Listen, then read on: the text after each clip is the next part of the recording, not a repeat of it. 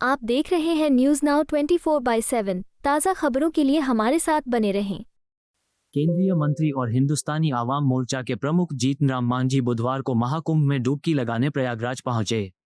संगम में डुबकी लगाने के बाद उन्होंने कहा, भारत भक्ति की भूमि है, अपनी संस्कृति के लिए प्रसिद्ध है, इसे विश्वगुरु कहा जाता था। आज हम कुछ लोगों के कारण हमारी भक्ति में बाधाएं देख सकते हैं।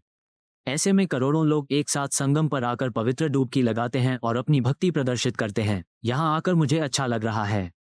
देखिए, भारत आस्था का देश है, संस्कृति के लिए प्रसिद्ध है। अपने संस्कृति और आस्था के चलते ये विश्व गुरु कहलाता था और आस्था में कहीं न कहीं खलल होते नजर आती है आज के कुछ लोगों के द्वारा। वैसी परिस्थिति में ये संगम पर स्नान करके, संगम पर करोड़ों लोग जुट करके आस्था को दिखलाते हैं और दिखला करके भारत की संस्कृति को अक्षुण्ण रखने का एक प्रण लेते हैं। आ करके हमको बहुत अच्छा लगा। देखा, कोई संख्या का शुमार नहीं है, अनगिनत है। कोई कुछ कहें, कोई कुछ कहें, लेकिन मैं कहता हूं कि अनगिनत की संख्या में लोग आए हैं और सब आस्था के चलते आए हैं। सनातन धर्म हमारा रहा है ऐसा धर्म जहां किसी प्रकार का भेदभाव नहीं रहा। कालांतर में आकर के मनुवादियों ने कुछ अपनी अपनी बातें कर दी है, लेकिन सनातन हमारा कभी नहीं कहा कि किसी से कोई विभेद करना चाहिए। संत रैदास जी ने भी कह दिया था, जात पात पूछे नहीं कोई, हरि के भजै तो हरि को होई।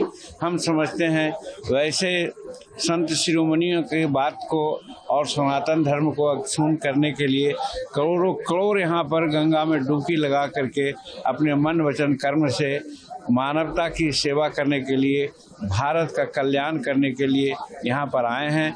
हम भी आए हैं तो यही सोच करके आए हैं कि भगवान सनातन धर्म को अक्षुण्ण रखे और लोगों को सद्बुद्धि दे कि जैसे पहले लोग रहते थे कि किसी प्रकार का कोई विभेद नहीं होता था, वही वातावरण पैदा हो।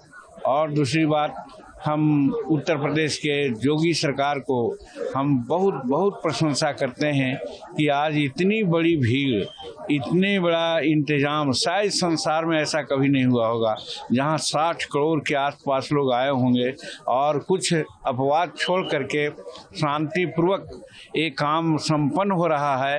एक काबिल तारीफ है और नरेंद्र भाई मोदी जी के निर्देशन में ये सारी बातें हो रही है।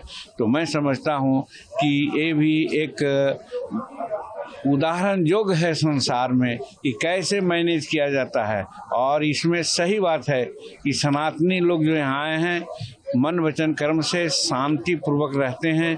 उसका एक उदाहरण ये भी है कि अगर करोड़ों करोड़ एक जगह हो रहे हैं और कहीं किसी प्रकार की बात नहीं हो रही है तो ये भी काबिल तारीफ है। कुछ घटनाएं घटी हैं जिसके चलते लोग प्रशासन को, रेलवे को उत्तरदायित्व समझते हैं। मैं समझता हूँ उनका कोई दोष नहीं है।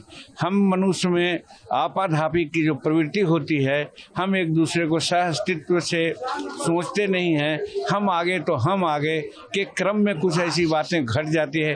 आज हम गाड़ी से भी आ रहे थे तो हम देख रहे थे कि बल्लात कुछ मोटरसाइकिल वाले पार हो जा रहे हैं, कुछ ऑटो वाले पार हो जा रहे हैं, कुछ आदमी पार हो रहे हैं। अगर गाड़ी कंट्रोल न करे तो शायद एक्सीडेंट हो सकती थी। मेरा कहने का मतलब, अपने संयम को जब खोते हैं तो कुछ घटनाएं घट जाती है। इसमें प्रशासन का कोई दोष नहीं है।